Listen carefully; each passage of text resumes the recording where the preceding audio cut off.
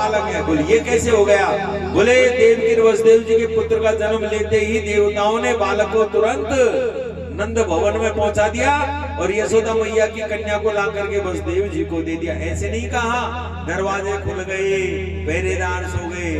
नारद जी तो नारद जी है महाराज।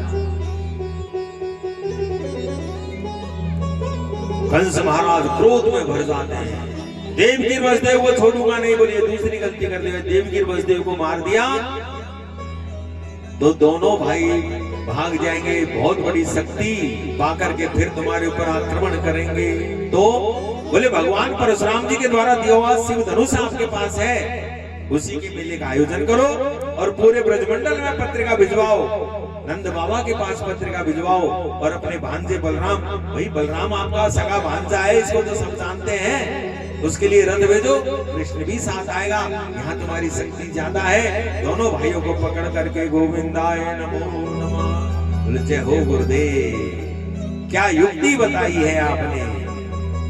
बोले हम तो, और सुनो परसों के दिन हम कंस को कृष्ण और बलराम को बद देखो चाहे हैं। बोले आपने जब युक्ति बता दी तो ऐसो ही होए वो। नारद जी ने कहा हमारा आशीर्वाद आपके साथ है, चिंता मत करो। और वहां से विदा हुए और चल दिए गोकुल वृंदावन में। संध्या की बेला, सैकड़ों गैया आगे, सैकड़ों गैया पीछे।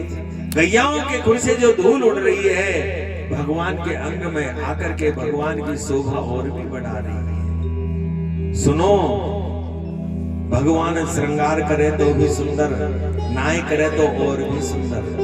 सुंदरम किम भवेति न सुंदर है, जो सुंदर होगा वो हमारा हमेशा सुंदर ही लगेगा।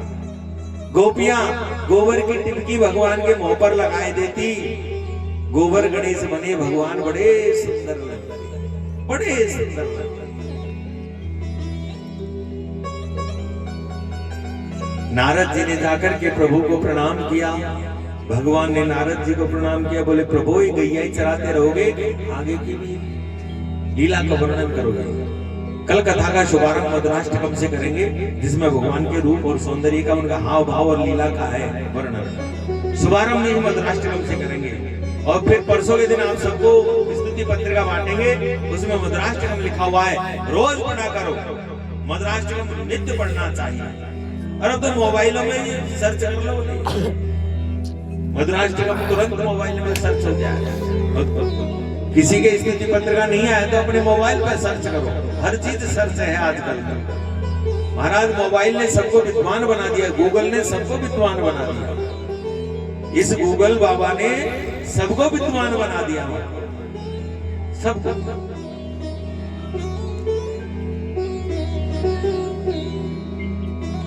बोले क्या? बोले कंस का वध नहीं करना।